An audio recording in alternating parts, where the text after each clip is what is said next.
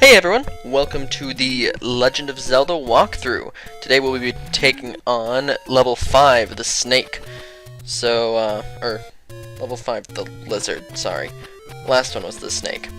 Anyways, now that we have the stepladder from the last dungeon, we can get that heart container that we saw in the last video. So head right 8 and up 2 and just walk across the ocean tiles to get there. So you'll notice on the overworld there are some places where you can use your stepladder and some places where you can't use your stepladder. It's pretty arbitrary where. It's just where the game designers decided not to add a flag that says, hey, you can use your stepladder on this screen. So just note that, like, if you are trying to use it for defense or whatever, some screens you won't be able to use your stepladder in the water. Any screen with like a river or something like that, you definitely will be able to, and we're going to take advantage of that today to get pretty much the last collection of items that we're going to need. There's one more item we'll have to go out of our way to get, but that's not a big deal. So, but yeah, here we can grab heart container number 5, and that will put us up to 12 heart containers. Now, in this game, in order to get sword upgrades, you need to have a certain amount of heart containers. To get the final sword upgrade, you need to have 12 heart containers. How convenient that we now have 12 heart containers. You can count them up there. So that's where we're going. We're going to get the final sword upgrade. So after you grab the heart container upgrade, you want to head up to left, up, left 8, down, left, up, and left. We'll be picking up a different item on that screen, but it's another very useful item that we'll be able to get to the dungeons much faster. So anyways, on the desert tiles, again, watch out for the levers, and if you're short on cash before heading into the dungeon, you're going to want to have around 100 rupees to get a certain upgrade in the dungeon, so keep note of that. So while you're going through the overworld, if you need to kill more enemies to get some more rupees, make sure you do that. As you can see, I have 150. You probably want a little bit more than 100 because the bow is going to be quite useful. As you can see on this screen, we can just walk right across the river there, making North Hyrule much easier to access, which is pretty nice.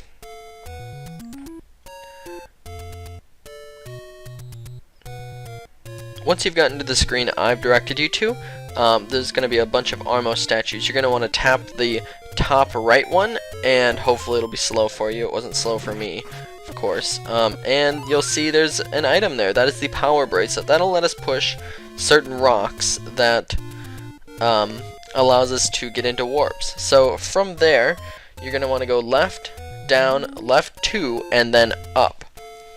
And this will take you to the graveyard, where we will meet a new enemy. There's a couple new enemies on the way. The first, we've already met a palette swap of him, so you can see there's some orange or red Lionels on the left side of the screen there. But as you go here, you'll see there's some blue Lionels. They're basically the same thing, they just take more hits to defeat. So you'll notice that the red Lionels take 2 hits with our current sword. Now on this screen there's these ghost enemies. When you get to the graveyard, if you touch a grave, a ghost will appear, and these are called guineas.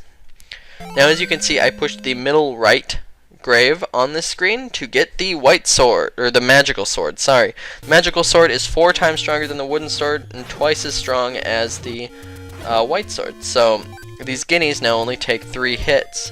Before they would have taken 6 with your white sword, so watch out for that. Now you'll notice also that the red Lionels can be defeated in 1 hit. It's very nice. Red Dark Nuts will be defeated in 1 hit. Blue Dark Nuts, which I don't think we've seen yet, but we will see them in this dungeon, will only take 2 hits. It's very nice to have this so early in the game. So after that, you want to head down, right 2, and then up along the left side. And now with our new power bracelet, we can push the rock on the left side and take the far right warp. So that'll take us to, you'll see on the minimap up there, to the top right. You want to head left a screen, up a screen, and then right a screen if you need a potion. Otherwise, ignore this step. I'm just showing you where the potion shop is. You're going to want to, if you need a potion, get it before you get to the dungeon. There's a special reason why, I'll talk about it. But anyway, that's where the potion shop is for this dungeon. So, if you need a potion, get it before you go to the dungeon. Don't get it halfway through, because once you've gone to the potion shop, you can go left, down, and then left again, and that will take us to the Lost Hills. Now this is the reason. The only way to exit the Lost Hills is to go left. You're going to want to get to the dungeon though, you're going to want to go up 4 times. So, once you've done that, you'll be on the dungeon screen, and you can head into the dungeon.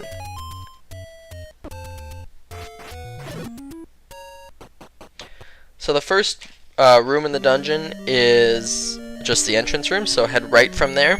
You're going to want to use your bow, because there's some new enemies in this next room. They're called Pole's Voice. And the Pole's Voice are pretty annoying enemies. They hop around all over the place, but they can be taken out with one hit with the bow, which is really nice. And they usually drop rupees, so don't worry about using your bow too much on them. As you can see, the bow makes quick work of them. Your sword works too, but not as well, so I highly recommend using the bow. Then you want to head up and use the candle, and then there's some new enemies in this room as well. They are Gibdos. They're basically Stalfos, just take more hits to defeat. 2 with your magical sword, which is nice. 4 with your white sword. So kill the Gibdo with the key, and then kill all of the Gibdos, and then head up. Also, make sure you've been conserving bombs, because the mini boss is 3 Dodongos, so it doesn't leave much room for mistakes. You have 2 mistaken bombs, otherwise you gotta start over with the Dodongos after you find some more bombs. It's quite annoying, but just be careful with your bombs, and everything should go smoothly. After you've killed the Dodongos, you can grab the bombs and then head up.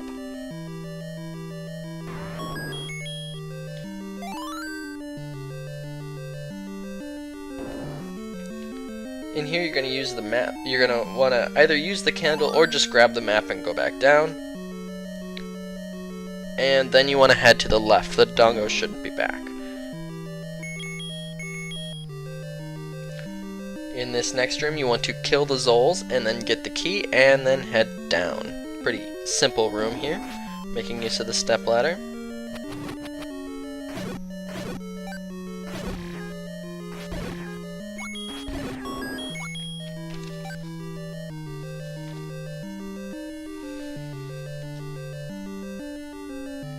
Now in this next room you're going to want to get the bombs from the Gibdo that's holding them, because we've got 2 walls we can bomb. We can bomb the left wall and the right wall. Bomb the left wall for now if you're short on bombs, and just head left, because that's all we have to do for now. But we'll be back here later wanting to go to the right wall.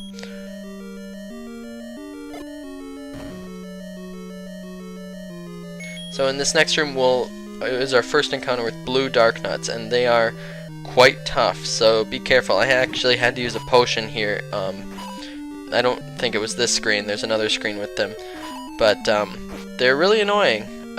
Good thing we have the magical sword, because they're down in 3 hits, I think it takes to defeat them. I might have said 2 earlier in the video, sorry about that.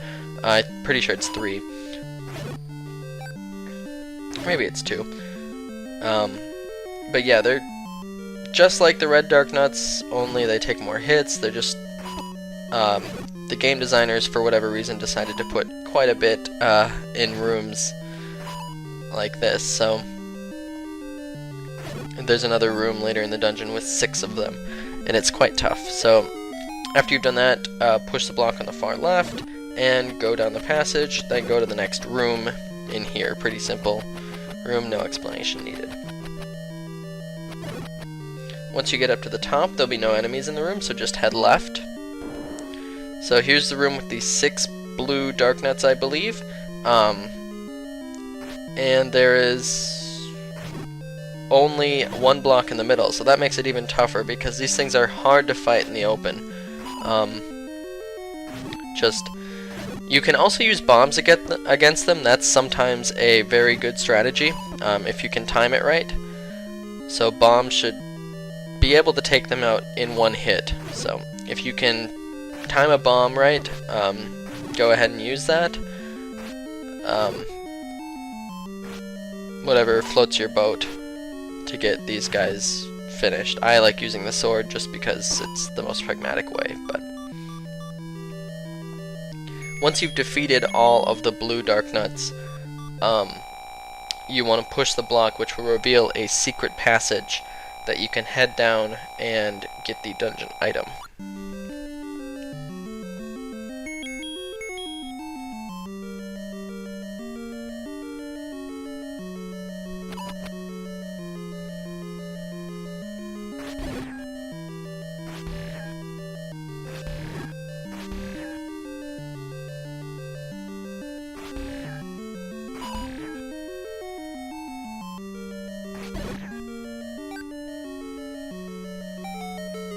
So the dungeon item for this dungeon is the whistle. It's quite strange, I know, and it's not a particularly useful item, although we will be using it a few times throughout the walkthrough. You need it to get to one of the dungeons, so it is a required item, and you need it to defeat the boss also. After you get the whistle, you can leave and head right, and then head down.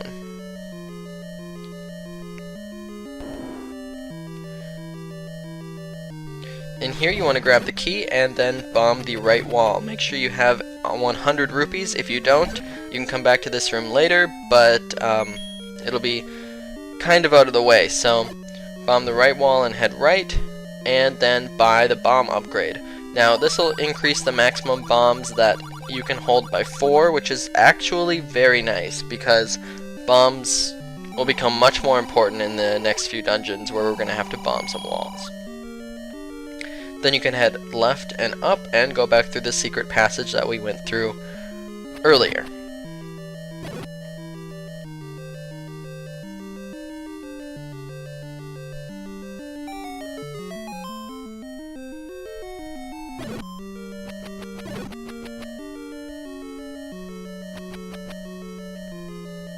After coming out of the secret passage, you can head right and then bomb the right wall and head right again. And then you're gonna want to go up back to the room with the dongos.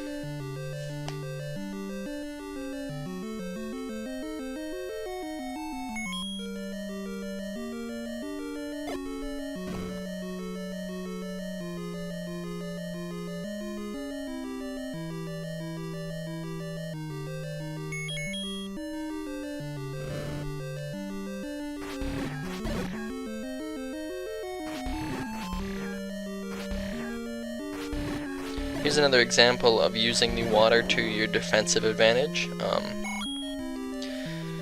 But anyways, now when you get back to the Dodongo room, don't worry about defeating them. Just head to the right, use the candle, and head up. There's some Zols here. You can kill them for some rupees if you didn't buy the bomb upgrade. But just head up from here, and now you want to kill all the Gibdos. Fire, unlike the rest of the Zelda games, doesn't do much more to them. So kill them, grab the key, and then head up.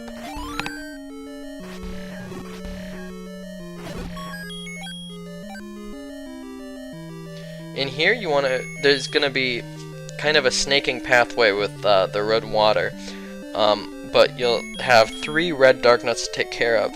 Although the water you can really use to your advantage to take care of these dark nuts. So this room's actually quite easy because of the step ladder, which is nice because the dark nuts can't walk on the water and you can. So you can pretty much ambush them. After you defeat them, grab the compass and head up.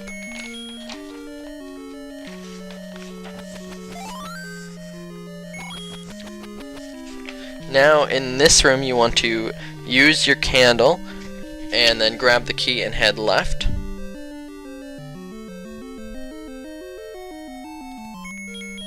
There's a bunch of enemies here, but you don't have to worry about defeating them unless you need some rupees for the bomb upgrade.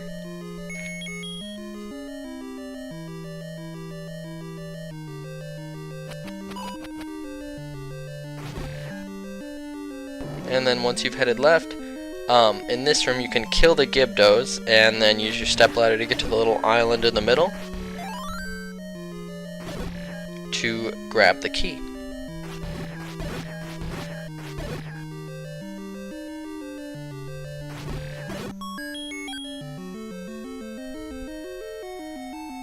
This next room, you just want to go left with all the Pole's voice. You can bomb the top for an old man, but he's not that helpful. And the next room contains the boss. So the boss of this dungeon is Digdogger, and he is invincible unless you blow the whistle, which shortens him. However, he's very simple once you figure out how to defeat him. So you just blow the whistle, he'll turn small, and then he takes 2 hits to defeat. So it's a pretty simple boss fight. We'll be seeing him later on. Probably multiple. I'm pretty sure we'll see multiple incarnations of him. But yeah, so nothing to him. Then go up, grab the Triforce piece, and that is the end of this chapter. So thank you for watching, and I will see you guys next time. See you then.